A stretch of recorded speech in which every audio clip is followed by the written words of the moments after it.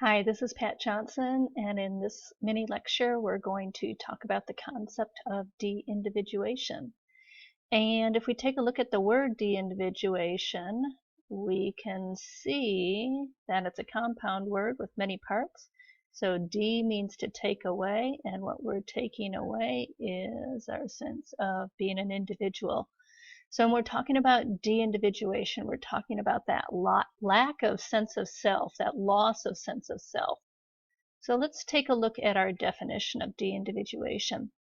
Our author tells us that de-individuation is the loss of self-awareness and self-restraint occurring in situations that foster arousal and anonymity. And of course, anonymity means feeling anonymous.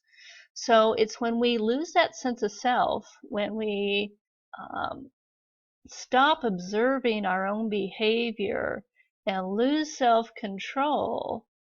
And it happens when we're in a group and the characteristics of that group are such that we are experiencing autonomic arousal. In other words, arousal not feeling relaxed but feeling tense, and anonymity.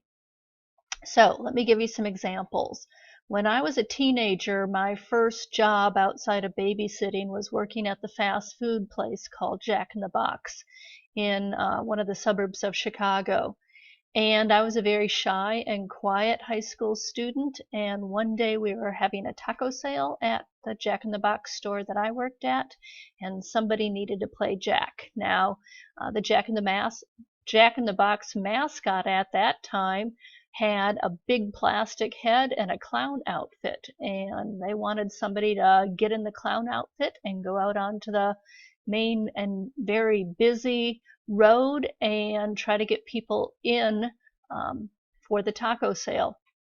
So I was elected the one to be put in the Jack in the Box outfit. I didn't want it at all. As I said, I was very shy and quiet, but I was put in the Jack in the Box outfit. And when I was out there on the highway, I experienced something very unique that I'll remember for the rest of my life. I didn't feel like my quiet and shy self anymore. I felt very not stressed out, but very hyper. And I started yelling at the cars and gesturing to the cars, being very animated, trying to get them to come into our taco sale. And that was not like my usual behavior at all. I was experiencing de-individuation, a loss of sense of self. The other example, a little bit more sinister, or a lot more sinister, that I want to mention, if you've ever seen on the news or if you've seen in webcasts riots occurring, you can see people acting in pretty crazy ways. And our first tendency is to make the fundamental attribution error and say, oh, look at those people, they're acting horribly, only bad people could do that. Now, I'm not condoning rioting behavior at all. I think it's awful, but I can see where de-individuation can take a part in that. Because let's look at the factors that increase de-individuation. First of all, anonymity. The more we feel anonymous, the more we feel that we can't be singled out, the more likely we are to act in a de-individuated manner. And when I was in the clown outfit at Jack in the Box, I certainly felt anonymous. And in a horrible example of this, you can think to the Ku Klux Klan outfits where they are masked and in robes and nobody can tell who that person is. And again, the people will act in ways that are de-individuated. If it's crowded, we're more likely to be we're more likely to act in a de-individuated manner. And again, we can see this when riots occur. It's usually very crowded. The noisier it is, the less we think about our own values and beliefs, and the more likely we are to be caught up into the moment. This happens in riots, and it was also very noisy on the road when I was wearing the clown outfit.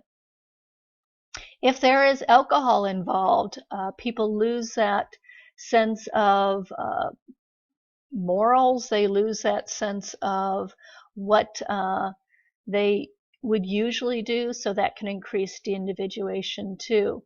And you can see that in rioting. You can see that when sporting events get a little bit out of control.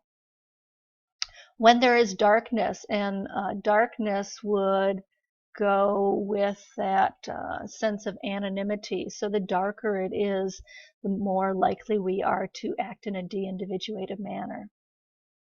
When we are frustrated, for example, let's go back to a sporting event. If we're frustrated because maybe there's a bad call by a ref or something, we are more likely to experience de-individuation. And conformity plays a factor. And conformity, we could link that up to crowding. So if the whole crowd is doing something, we are likely to go along with the crowd. So conformity has a lot to do with de-individuation. So that's the end of this mini lecture. You can take a look at some videos online about de-individuation. You can go to YouTube and find some videos of rioting, and you'll see people acting in a de-individuated manner.